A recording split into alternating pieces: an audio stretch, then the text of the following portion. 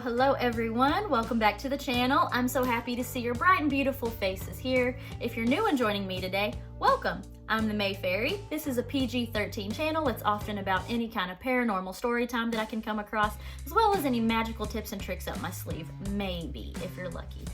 Also here we like to talk about conspiracy theories. Aliens galore is on its way, so if you like talking about weird stuff, we like to talk about it right here. So today's episode is going to be about my own personal theories and opinions about mermaids and human evolution. So first off, I'm assuming that most people know what a mermaid is, but maybe there's that 2% that don't. So we know that all throughout history, TV, children's stories, artwork, for example, the mermaid is portrayed with, it's an entity with the top half of its body similar to a human, and then the bottom half is some kind of a fish. So even in modern day logos, if you look at the Starbucks coffee logo, for example, there's actually a two-fin or two-legged, two-tailed mermaid that is their logo. That's known as a Millicene. So according to history, anything that you can look up, mermaids that were seen by sailors were often seen as like a bad omen. So sailors would often say that if they were to come across a mermaid or a siren or whatever, it was a sign of misfortune, could possibly be a sign of shipwreck. Typically, they don't like humans, is what we can read about. Usually in any movies, they're shy of humans. I mean, why wouldn't they be? Humans are kind of parasitic to the earth. So there's lots of credible people. There's lots of famous and well-known people that have claimed to have seen mermaids all throughout history. Some are John Smith, from the Pocahontas story, that John Smith, Henry Hudson, Christopher Columbus. I know not that many people like Christopher Columbus, but still, these people have made public claims, or it's documented somewhere that they have a description on not just them themselves, but their whole crew seeing mermaids. So one of the ones that I could find was on Henry Hudson. I'll read it to you. This is in the year 1608. Henry Hudson was searching in his second attempt for a Northwest Passage when on June 15th he reported in his private log, "This morning one of our company looking overboard saw a mermaid, and calling up some of the company to see her, one more came up, and by that time she was close to the ship's side looking earnestly upon the men." So this wasn't like a quick glimpse of like possibly a woman with a tail or like a manatee or something. A whole bunch of these men are like, there's a woman with a tail and she's looking at us. A little after, the sea came up and overturned her. From the navel upward, her back and breasts were like a woman's, her body as big as one of us, her skin very white with long black hair hanging down her back. When the mermaid finally went down under the waves, her tail was observed, which was like that of a porpoise and speckled like a mackerel. Now that is according to Henry Hudson. So isn't a porpoise like in the dolphin family? So she's kind of big. That doesn't sound teeny tiny. I know like some people will associate mermaids more like a ghost, and then some people will associate them as like an elemental, something in the Fae family, or some people will associate them with the Unseelie Court. So that doesn't sound small. Now, the next topic that I want you guys to look up in your own time is the Zimbabwe mermaids.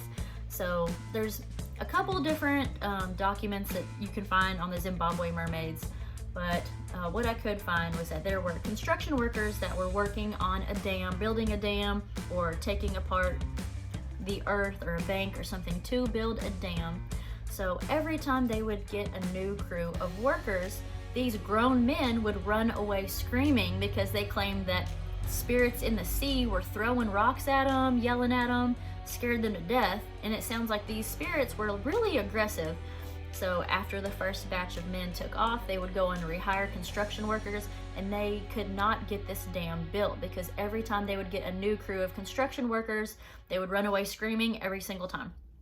So of course that town went into a panic. Everybody knew about the Zimbabwe mermaids. Still to this day, the dam is not built because nobody wants to work on it. They don't want to come across any misfortune of these spirits, and they don't want to have stuff thrown at them by creatures of the sea. So still yet, it's still a thing in Zimbabwe. A lot of people openly talk about mermaids. I thought that was pretty cool. So as far as human evolution now, I'm gonna use the examples from the South Pacific just because I've been there and that's just like the only thing I know. So you think about these rural areas in the world, want to take like Borneo, for example. There's lots of humans that are uncivilized, okay? So there is one tribe that I'm familiar with that I had seen the last time that I was in South Philippines, and they're known as the Badjao tribe. So these people are kind of like, people often call them sea gypsies. I hate the gypsy term, but people call them sea gypsies because they literally live on the water. Okay, so they build these huts that are floating. The sea animals are just used to them being there. So these people, of course, they've got great muscles and physical strength because they basically fish for their meals every day. So they, at this point in time, still present day, okay, this is still going on, their bodies have adapted to them holding their breath for really stupid long amounts of time. And like there's many pictures all over the internet of Badjao children just riding on sharks. I think they still have to wear like swimmy goggles because the salt water over there, it's just so salty, it really burns. I mean, the last time I went swimming over there, it's so salty that it can like burn your nostrils when you get out of the water and kind of go like this. But yeah, the animals in that area are just used to the Badjao people being like in a symbiosis with them. They just pet fish, I've seen that before. So look up on your own pictures of the Badjao tribe people, Badjao people. I think there's two different spellings, B-A-D-J-A-O or just B-A-J-A-O.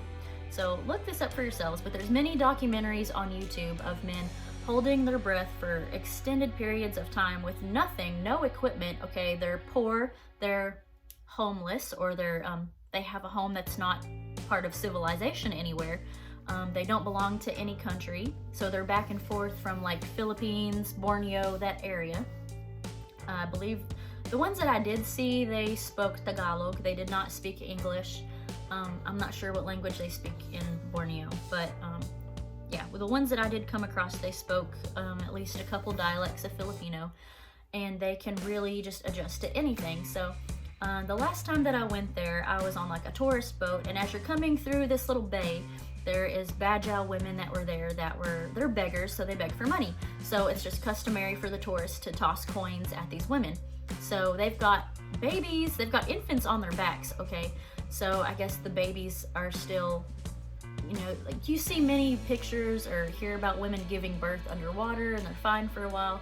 So I don't know if the children are still, I'm not a medical professional, I don't know if the children are still young enough that it won't bother them to be underwater, but I tossed some coins at this woman and I watched her dive underwater with a baby strapped to her back. I forgot about her. I didn't time it or anything, but so much time had went by that I forgot about this woman diving near the boat. She came back up maybe a few minutes later, way longer than I've ever seen any human being hold their breath before to go and get the coins. I mean, it was like shallow-ish water, but I mean, I don't want to say it was shallow like you could wade in it, but she was gone for a long time, okay? And then my mother had to explain to me their bodies just adapt to that.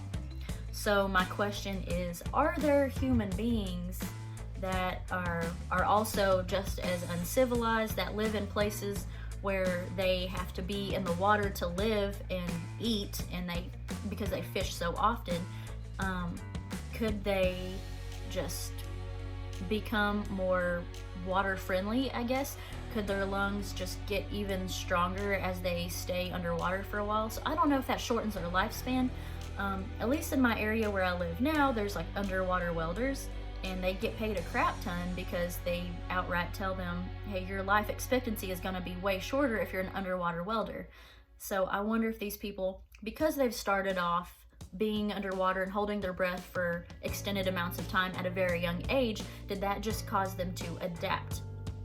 I wonder if their skin just adapts to the elements. Could that potentially be a thing? A lot of sailors even have claimed that they've seen mermaids that are ugly. There's pictures all over the internet of these things looking more animalistic instead of like a humanoid kind of thing.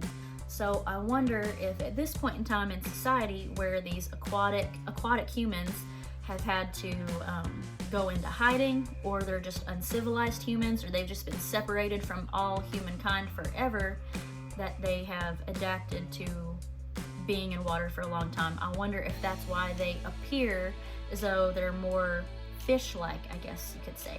So guys, tell me what you think about this. I know that's weird. There's actually a mockumentary that was originally created by Animal Planet. I think it's called Mermaids, the Body Found. It was entertaining and it is a mockumentary, but it makes you really think about it though. Like, could people adjust and be less like people and more like a fish?